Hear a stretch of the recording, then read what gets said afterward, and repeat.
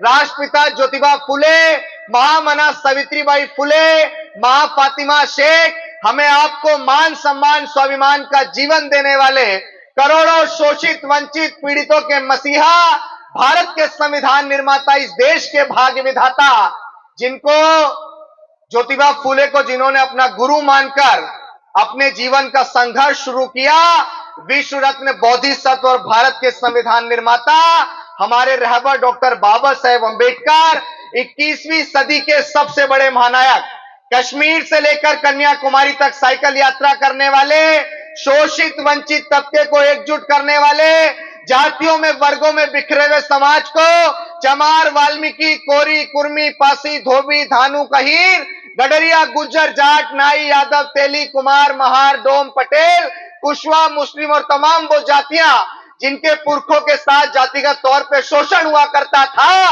उन तमाम जातियों को एकजुट करके बहुजन समाज बनाने वाले बामसेफ, DS4 और शोषितों वंचितों की सबसे बड़ी पार्टी बहुजन समाज पार्टी के संस्थापक हमारे रहबर, मेरे गुरु मान्यवर कांशीराम साहब के चरणों में नमन करते हुए अपनी बात को शुरू करूंगा कि मोहब्बत कौन करता है, सियासत कौन करता है। मोहब्बत कौन करता है, सियासत कौन करता है। हमें मालूम है हमारी हिफाजत कौन करता है। अरे हम ही ने लाज रखी है बुजुर्गों की यहां, वरना सभी टुकड़ों पे पलते हैं, बगावत कौन करता है।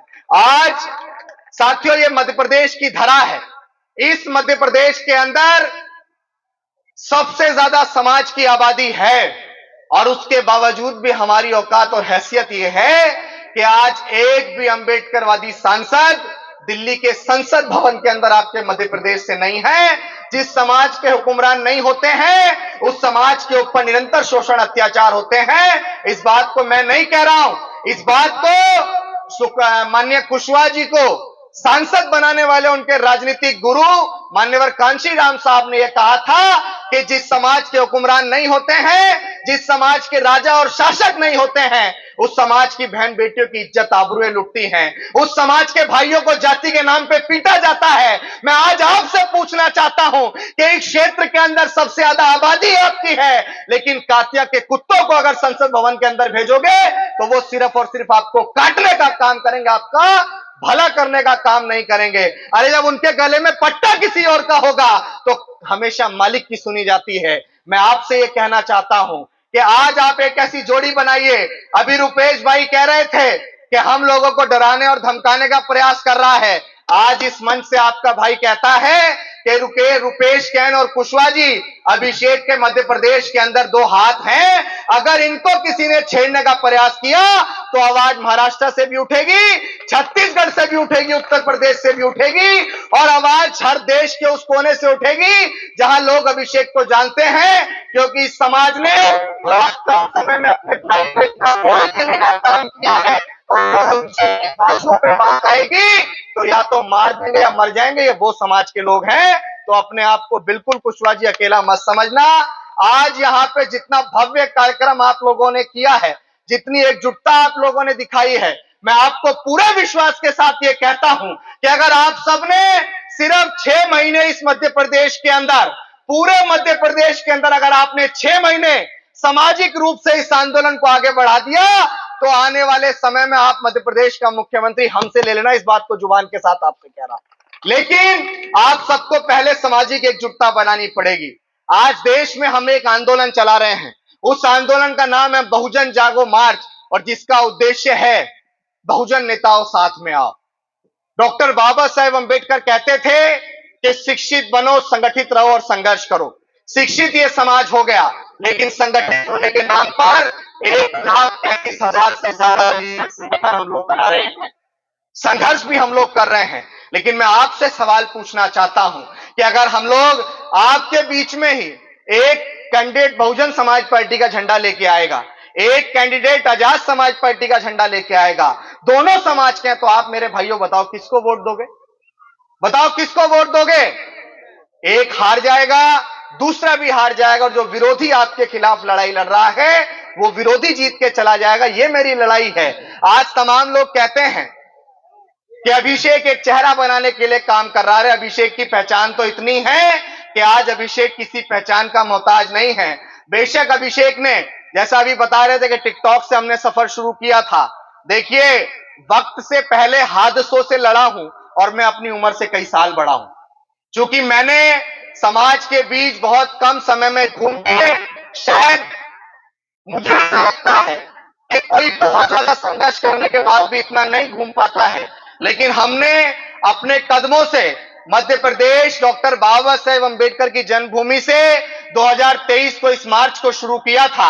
और जो मार्च डॉक्टर बाबा साहेब अंबेडकर की जन्मभूमि पर नमन करके महू से इंदौर, देवास, सीहोर, सोनकच्छ, भोपाल, विदिशा, खुरई, ललितपुर, झांसी, डबरा, दतिया, ग्वालियर, मुरैना, धौलपुर, आगरा, हाथरस, अलीगढ़, औरैया, फिरोजाबाद, बुलंदशहर, हापुड़, मेरठ, गाजियाबाद, दिल्ली, और उसका दूसरा पड़ाव हमने बीती 28 जुलाई को शुरू किया, जो पड़ाव डॉक्टर बाबा साहेब अंबेडकर के समाधि स्थल चैत्य भूमि दादर मुंबई से शुरू हुआ।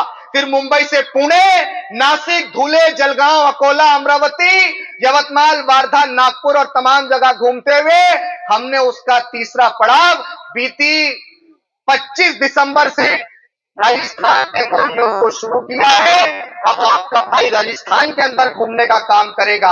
हमारा सिर्फ एकमात्र उद्देश्य है, अगर मैं अकेला एमपी एमएलए बनूं या मैं अकेला सांसद बन जाऊं तो मुझे बताओ कि क्या अकेला व्यक्ति सांसद या विधायक बन के आपके अधिकारों को ला सकता है? अकेला व्यक्ति सिर्फ चिल्ला सकता है, लेकिन आपके अधिकारों को नहीं लेके आ सकता है। अगर आपको अधिकार चाहिए तो डॉक्टर बाबा साहेब अंबेडकर और मान्यवर कांशीराम साहब का सपना था कि हमें इस देश में, वो कौन बताएगा मुझे कि ये बहुजन आंदोलन है क्या? कोई भी बता सकता है, मंच पे बैठे हुए लोग भी बता सकते हैं कि आखिर ये बहुजन आंदोलन है क्या? कोई बताएगा? हाथ खड़े करो। हम लोग बहुजन महापुरुषों की विचारधारा को आगे बढ़ाने का काम कर रहे हैं, लेकिन ये बहुजन आंदोलन, मैं बताता हूं, ये बहुजन आंदोलन सिर्फ 2 शब्दों पे टिका है, और उन 2 शब्दों का नाम है सामाजिक परिवर्तन और आर्थिक मुक्ति आंदोलन। इसके अलावा कोई शब्द इस पूरे बहुजन आंदोलन का नहीं।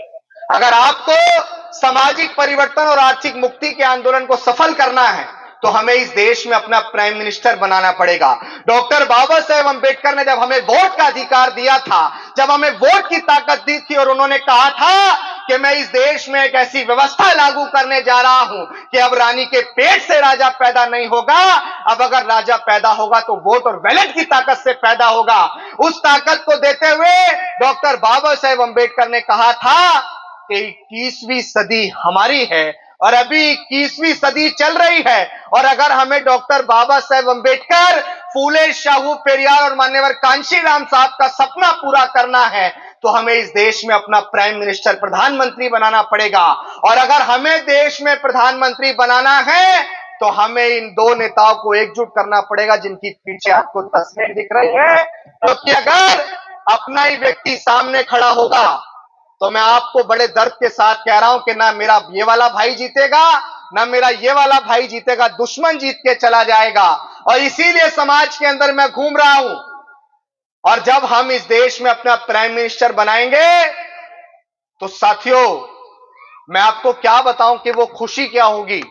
अगर कोई मुझसे ये पूछे कि आप अपने जीवन में कौन सा खुशनुमा पल देखना चाहते हो, चाहे उसके बाद जान चली जाए, तो वो पल होगा अंबेडकरवादी व्यक्ति जब देश की शासन सत्ता पे स्थापित होगा।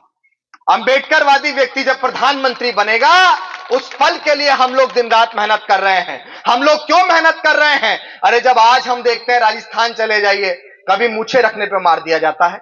आप मध्य प्रदेश आ जाइए, अभी की घटनाएं हैं, हमारे लोगों को ही मारा जाता है, हमारे लोगों को ही पीटा जाता है, हमारे लोगों को ही सर फोड़े जाते हैं।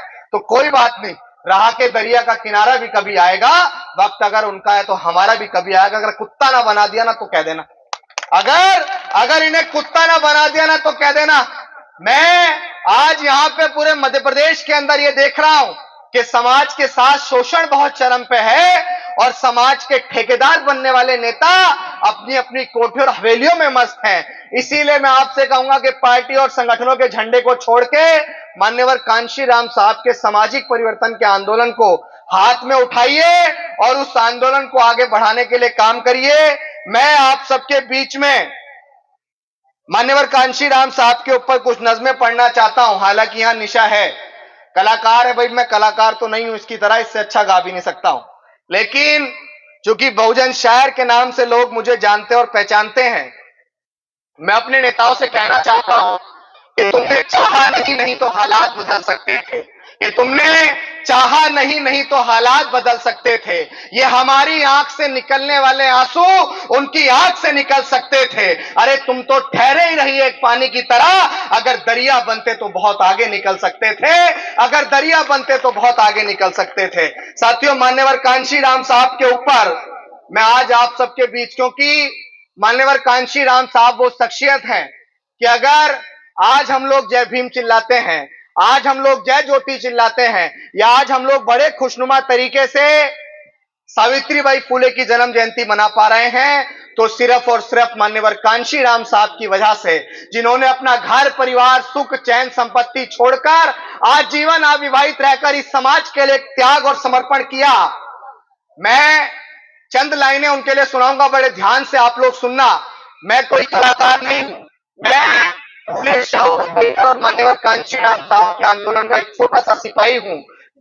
मैंने ही घूम घूम के ये कौम जगाई, मैंने ही बाम सेफ DS4 बनाई, मैंने ही घूम घूम के ये कौम जगाई, मैंने ही बाम सेफ DS4 बनाई, मैंने ही तुम्हें राजनीति करनी सिखाई, मैंने ही बाम सेफ DS4 बनाई, साइकिल से चला हूं मैं तो पैदल भी चला हूं, मैं कांशी राम आज यहां बोल रहा हूं।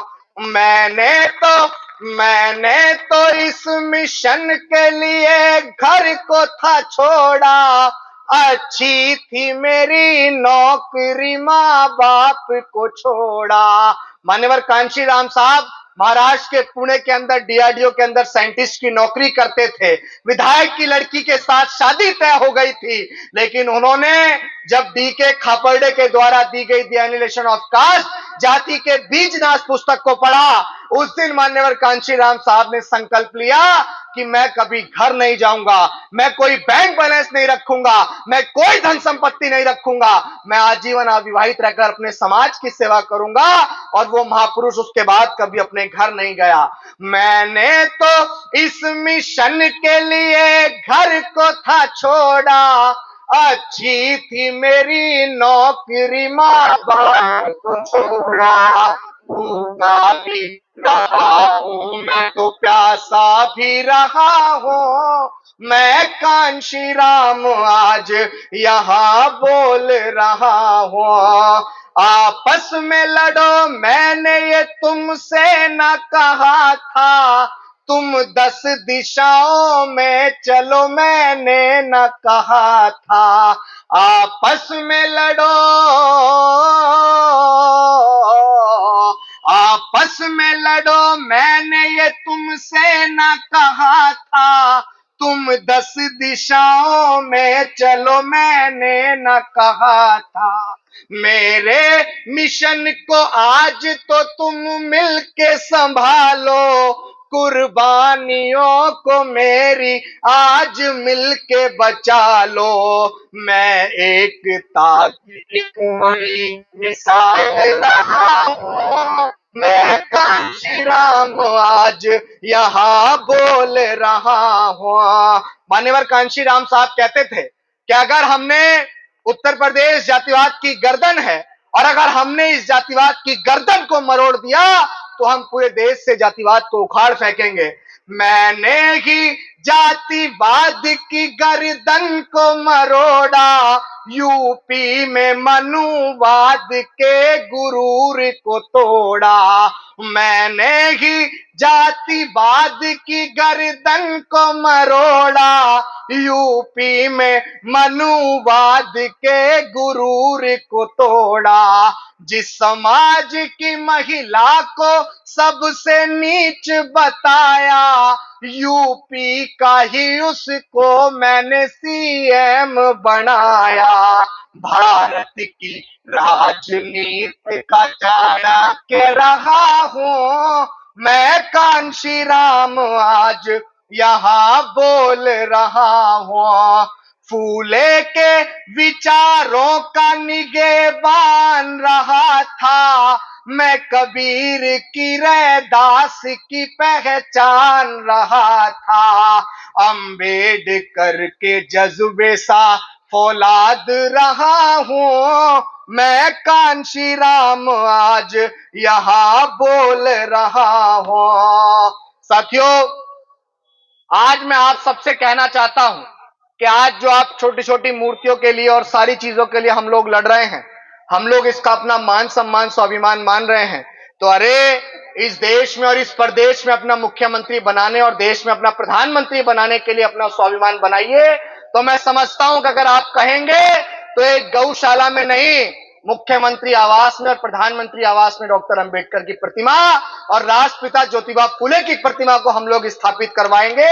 लेकिन आप सबको सबसे पहले जो वोट का अधिकार मिला है, उस वोट की ताकत से आपको पहचानना पड़ेगा कि कौन अपना और कौन पराया।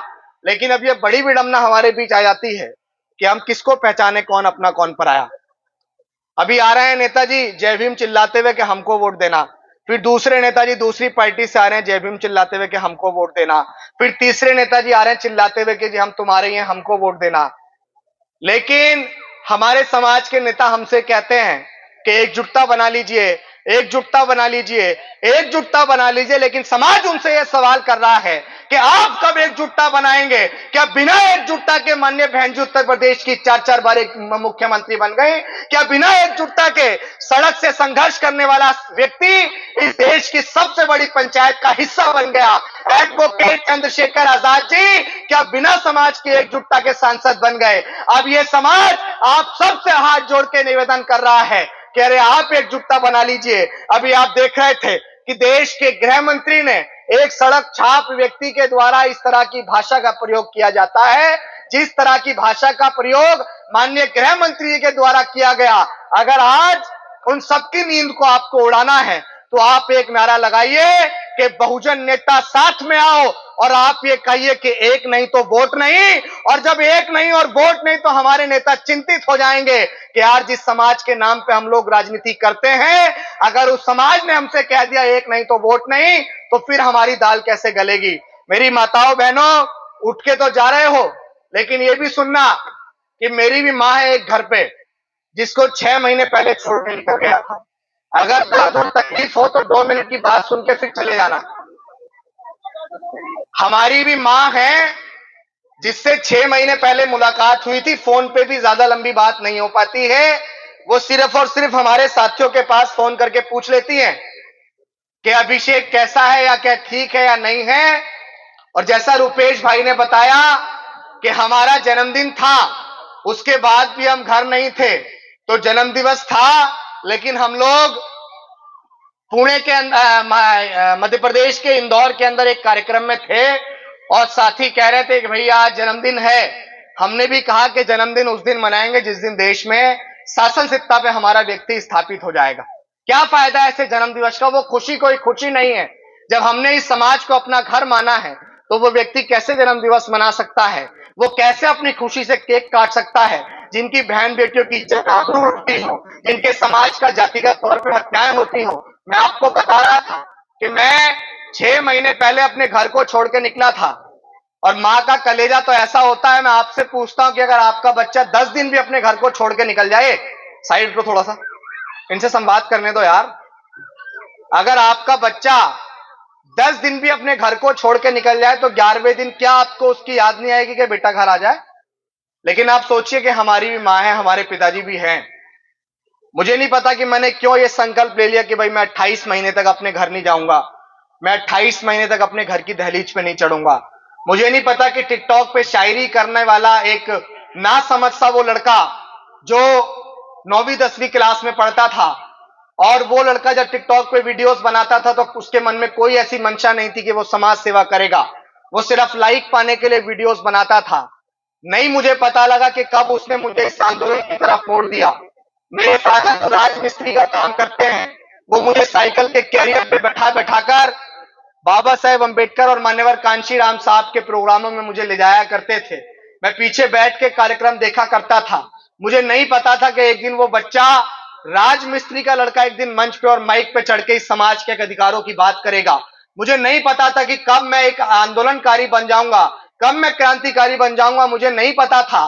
मुझे नहीं पता था कि वो लड़का, जिसको शायद उसका पड़ोसी भी नहीं जानता होगा, आज उसकी पहचान इतनी है कि अगर समाज पे कोई शोषण करता है या हमारी बहन बेटी की इज्जत आबरू लूटने का काम करता है तो अभिषेक उसको अपने जूते से पानी पिलाने का काम करता है। मुझे नहीं पता था कि वो लड़का आज अपने नेताओं के, सब लोग कहते हैं कि यार अपनों से लड़ाई मत लड़ो, दूसरों से लड़ाई लड़ना बहुत आसान होता है, अपनों के साथ संघर्ष करना बहुत मुश्किल होता है। अभिषेक बन के देखो तब आपको पता लगेगा।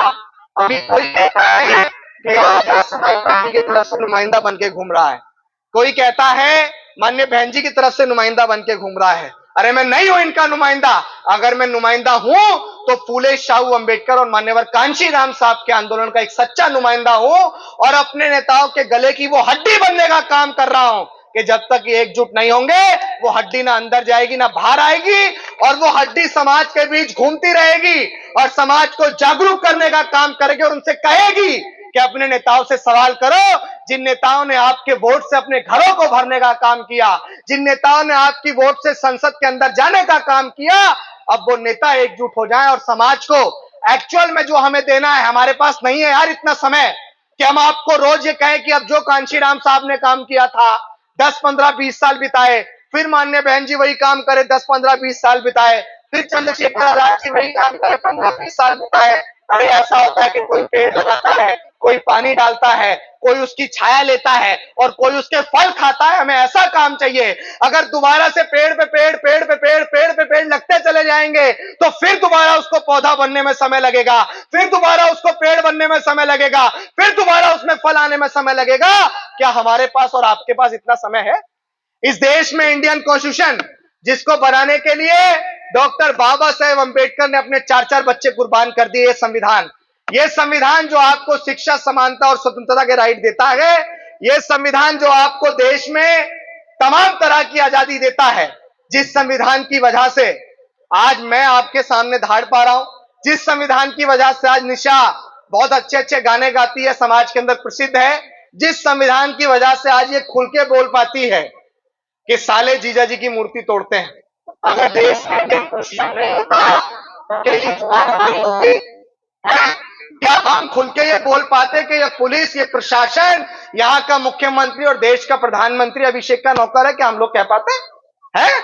क्या हम लोग, कोई भी आईएएस, आईपीएस, पीसीएस किसी भी आंख में आंख डाल के आपके अधिकारों की बात कर पाते? अगर भारत का संविधान नहीं होता तो क्या मैं इस बात को कह पाता कि हम अम्बेडकरवादी हैं बेटा, कि हम अम्बेडकरवादी हैं बेटा? जिस दिन औकात पे आ गए ना तो तुम्हारी सारी गर्मी झाड़ देंगे और बाबा साहेब को गाली मत देना दोबारा, वरना हम भी कानून भूल गए ना तो जितनी तुम्हारी लंबाई है उससे दुगना जमीन में गाड़ देंगे। क्या अगर भारत का संविधान इस देश में नहीं होता, क्या अगर भारत का संविधान इस देश में नहीं होता तो क्या इस बात को हम लोग कह पाते? तो अगर इस संविधान को आज हमें बचाना है, इस संविधान को बनाने के लिए आज डॉक्टर बाबा साहेब अंबेडकर ने क्या क्या त्याग नहीं किया। आज जिसकी जन्म जयंती हम लोग बना रहे, महिला थी ना, वो महिला जिसका जन्म 3 जनवरी को हुआ, 9-10 साल की उम्र में शादी हो गई, उसके बाद में वो महिला पढ़ के लिख के इतना आगे बढ़ती है कि वो भारत देश की प्रथम महिला शिक्षिका बन जाती है। जब वो 9 छात्राओं के साथ 1848 में महिलाओं के लिए, अछूतों के लिए विद्यालय खुलवाया था, जब वो पढ़ाने जाया करती थी तो तुच्छ मानसिकता के लोग, मनवादी मानसिकता के लोग उसके ऊपर कीचड़ फेंका करते थे, पत्थर फेंका करते थे और उनको कहते थे कि तू संस्कृति बदलने का काम कर रही है, भारत के रीति रिवाजों को बदलने का काम कर रही है। और वो अपने बैग में एक साड़ी लेके जाती थी और एक साड़ी पहन के जाती थी, क्योंकि वो ये कहती थी कि आज ये कीचड़, ये पत्थर मुझे नहीं दबा पाएंगे। अगर मैं आज दब गई तो इस देश की आने वाली करोड़ों महिलाएं कभी भी पैदा होंगी। अगर आज माननीय उत्तर प्रदेश की 4-4 बार मुख्यमंत्री पत्थर नहीं खाए होते तो द्रौपदी मुर्मू देश की राष्ट्रपति नहीं होती। आज जिस महिला की जन्म जयंती हम मना रहे हैं, हमें यह सीखना चाहिए कि आजीवन राष्ट्रपिता ज्योतिबा फूले सबसे बड़े महान समाज सुधारक थे। भारत के इतिहास में उनसे बड़ा समाज सुधारक नहीं हुआ। और जब आज उनके ही समाज के लोग, उनकी जाति के लोग किसी मंदिर में जाके मत्था टेकेंगे, किसी का तिलक लगा के घूमेंगे, हाथों में कलावा पहन के घूमेंगे, चलो ये आत्मा वात्मा पे तो हम विश्वास नहीं करते, लेकिन आपकी भाषा में कह देता हूं, अरे अगर उनकी आत्मा कहीं होगी भी तो कुड़ेगी नहीं? कि जिनको सुधारने के लिए मैंने जीवन भर संघर्ष किया, आज वही लोग गुलामों की तरह उनके यहां जा रहे हैं। अरे आपको भारत का संविधान मिला है, अपने हिसाब से काम करने की आजादी मिली है, तो अपने हिसाब से काम करिए ना। लुटा दे तेरे खातिर जान तो भी गम नहीं होगा। किसके खातिर? जिन्होंने हमें आजादी देने के लिए अपना सब कुछ कुर्बान कर दिया।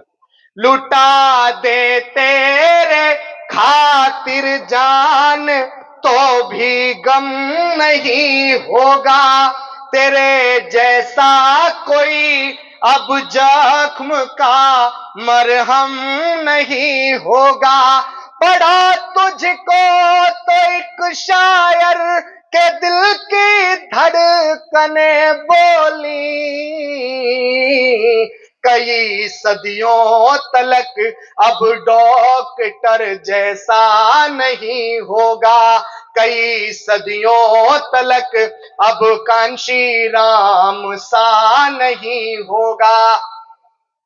साथियों, आज बहुत सारे लोग संविधान को खत्म करने की बात करते हैं, आज बहुत सारे लोग इस संविधान को मिटाने की बात करते हैं, आज बहुत सारे लोग कहते हैं कि इस संविधान को खत्म कर देंगे। तो मुझे ऐसा लगता है कि उनका दिमाग खराब हो गया है, क्योंकि अभी 1 जनवरी को मैं पुणे में था, महाराष्ट्र में था, और वहां मैं ये देख रहा था कि जब मैं पहली बार 1 जनवरी को उस धरती को, इस स्तंभ को नमन करने गया था, और मैं ये देख रहा था कि वो जगह थी, ये वो जगह थी जिस जगह पे किसी ने मुझसे बोला कि तुम्हारे लोग कब के बहादुर हुए थे। किसी ने मुझसे बोला तुम्हारे लोग कब के बहादुर हुए थे। मैंने कहा भीमा कोरे गांव में हमने भगा भगा के मारे थे, हम तब भी बहादुर थे, हम आज भी बहादुर है और हम कल भी बहादुर रहेंगे। तो जो आज भारत के संविधान को खत्म करने की बात करते हैं, जो लोग आज भारत के संविधान को मिटाने की बात करते हैं, उनसे कहो कि उनके बाप दादा भी जिंदा हैं, यानी कि हम, अगर भारत के संविधान की तरफ किसी ने आंख उठाने का काम भी किया तो बीच में से 1 मिनट में कर दिया जाएगा। फिर चाहे भारत के संविधान को खत्म करने के बाद कोई आईएएस करे, भारत के संविधान को खत्म करने के बाद कोई आईपीएस करे, भारत के संविधान को खत्म करने के बाद किसी सूबे का मुख्यमंत्री करे, और इस भारत के संविधान की वजह से हमारे अधिकार हैं। अगर संविधान ही नहीं बचेगा तो जी के क्या करेंगे? अगर भारत के संविधान को मिटाने के बाद कोई भारत का प्रधानमंत्री भी करेगा ना, तो उसको भी इस जूते पे लाने का काम हम लोग करेंगे, इस बात को याद रखें। भारत का संविधान हमारे लिए सबसे ज्यादा सर्वोपरि है। रुपेश भाई कुशवाहा जी और तमाम साथी, मैं आप सबसे इस मंच के माध्यम से कहना चाहता हूं कि अगर आज आप अपने समाज के इस दर्द को, इस तकलीफ को देख के भी नहीं जागे, अगर आप सबके अंदर वो टीस पैदा नहीं हुई कि यार ये लोग कब तक पिटेंगे, कब तक छितेंगे, कब तक, देखिए